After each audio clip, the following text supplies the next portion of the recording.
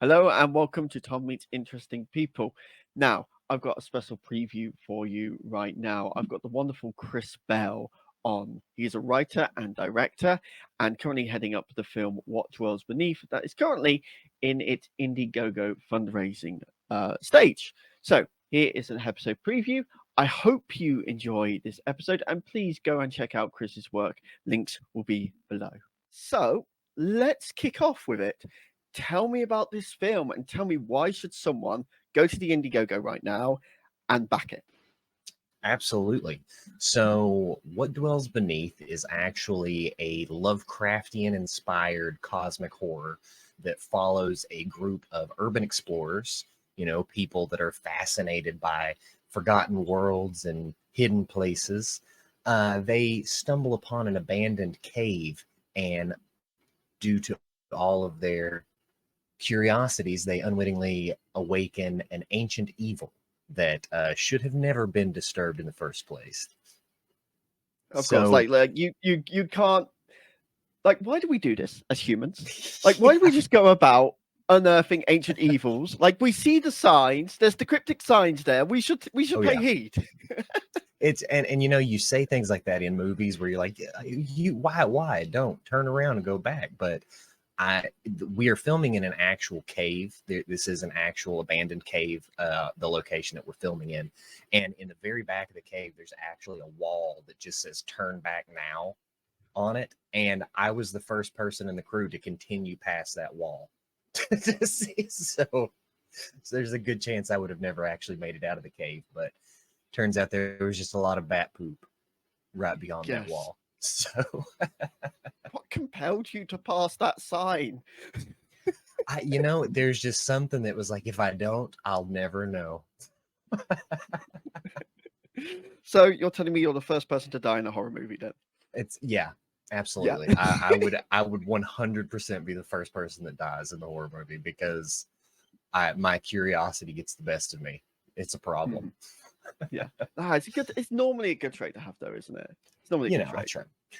So for people to actually go to the Indiegogo and help contribute to this project would be huge for us.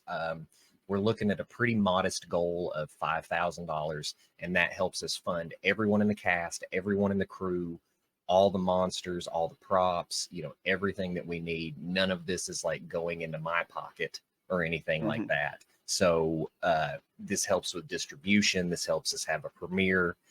So your contributions really help. And I think we have some pretty cool perks up on the Indiegogo for people to pick up. Oh, tell me about those perks, because like I saw one that was adopt a monster. Yes, that's definitely been my favorite perk, is the adopt a monster perk. So for just $500, you can symbolically adopt a monster into your home. Nice. Adopting one of these monsters will allow you to receive adoption paperwork for your monster.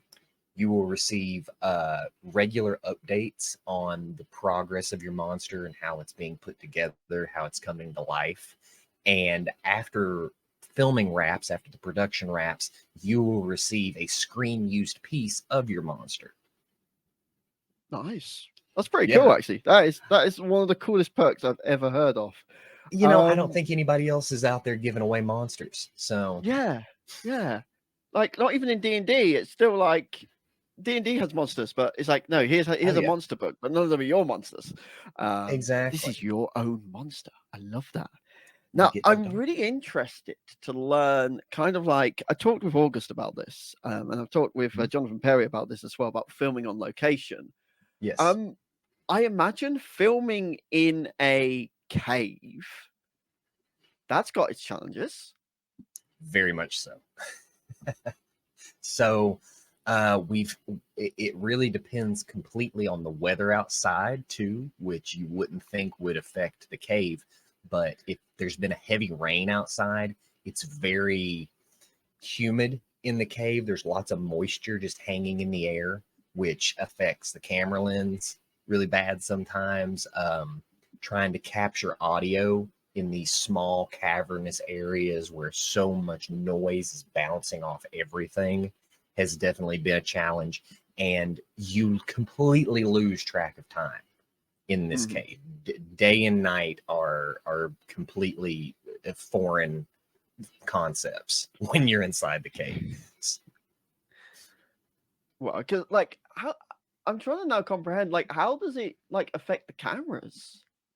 So basically, when you're looking through the camera lens, the lens will actually get fogged up sometimes due to all the moisture in the air, Okay. or you'll just kind of see so many particles floating in the Mm, air that it really takes you out of, because this is not going to be a found footage style mhm. film. This is going to be completely cinematic. So taking away from the real world feel of looking through the camera where you do see so many particles and bits and things like that, we want it to be on the more cinematic side of things. Mhm. Oh, brilliant. All right. Yeah, because like I obviously knew you'd have challenges being on location, but I didn't realize like the environment could literally play havoc with the equipment. Because I'm just like I'm an Oh yeah, amateur. Like I'm sure. like I have my phone over here doing one angle, hello, second angle, and I got my webcam on the other one. That's it. This is as technical as I get. And now you're telling me like just randomly the camera will just steam up, and I'm Yeah, like, oh my god. yeah, and that, you know, you got to keep that gate clean, you got to keep the lens wiped off and everything, and it's definitely been a challenge. But I've Mhm. got one of the best crews around working on this project, and I have no doubt that, you know, we'll be able to pull it off. Mhm. Yeah, because I do get that sense that you absolutely love your crew.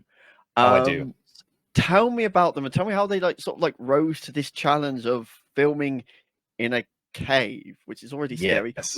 with a sign that says "Don't go any further." So I have my assistant director, who will be Mr. Tyler Broadway, who I've worked with on screen in a lot of projects, but he and I are kind of taking the step behind the camera this time. And since Mhm. I will be playing one of the characters in the film myself, anytime that I'm on film, I can trust Tyler behind the camera to kind of keep the vision in the wheelhouse that we've discussed, and I know I can trust him with that. I have my director of photography, David Cunningham, who I have filmed literally basically all of my stuff with. David and I have been doing things for a few years now. This is just our first large feature kind of deal, micro feature, however you want to Mhm. bill it. Brian Machow, who is our sound engineer, is a brilliant sound technician. He is so professional on set. He knows lighting and sound, and I really couldn't figure out all of the sound problems without him. Um, we have Cody and Kayla Epling, who are a cosplay duo couple here in Knoxville. They're helping build some of the larger monsters and bigger moving things. And then I have my friend Brandon Hill, who works with the Grotto, which is in Tennessee also. He's helping build some of the monsters as well, some of the smaller props, some of the rock props, and things like that. And let's see, I don't think I'm forgetting anybody. We've kept a pretty small crew. We have some Mhm. other people that we're bringing in to kind of assist and help with things, but those are the main crew there. Mhm. I kind of imagine you need to almost in that environment try and keep the crew as small as possible. Yes, absolutely. Because the more people you have on set, the more noise you have, the more, just because even in the cave, you can be 40 feet away from everyone having a conversation, and it just carries throughout the Yeah. halls. And so the smaller the crew, the better, definitely. And because that this location is an abandoned cave, it was actually a tourist attraction in 1912 that has been shut down and completely abandoned. So we've run into the thing where we don't there's it's not like a no trespassing kind of place. You know, there's no signs or private property or anything like that, but we still don't know who owns it. We don't actually know who we should contact about saying, hey, we're going to be filming a movie here. So another big kind of challenge that hangs over my head is, at any point in time, I'm afraid someone might just show up and be like, hey, you can't film this here. Yeah. Like, I have something that I find really fascinating. August mentioned it, and Jonathan Perry mentioned it as well. It's that guerrilla style of filmmaking where, like, you almost just have to do it, hope for the best, and then Yes, leg it. absolutely. Is that something you enjoy doing, or is that something you'll be like, I hope I never do this again? No, it's I completely understand the assignment and I'm not concerned about it at all. I think we're gonna have a really good run with this. I don't think we're gonna have any hiccups. Honestly, I think that and that's the reason I want to keep the crew small. We're doing this whole thing in 3 days. We're filming the full Mhm. production we're cramming it into a 3 day shoot, a consecutive 3 days. And I know that's going to be hard on my cast Yeah. and crew, but I realistically think that's the only way we're going to get it done. Yeah. Yeah. I mean, like, and like you said, like, you could probably use the location and probably not, and maybe I'll wait until after you've done this to release this episode, just Right? just so I don't accidentally incriminate you in anything. That's right. Yeah, yeah, yeah. I didn't it's okay. I didn't see any signs anywhere, so we're fine.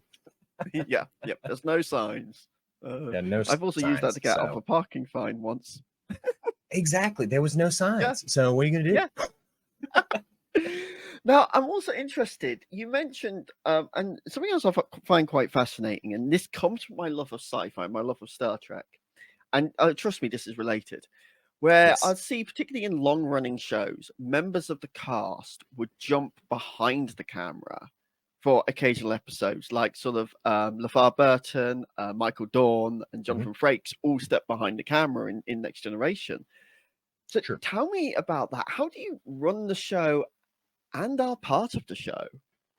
So that very much comes from having the support system of my crew who I know I Mhm. can trust.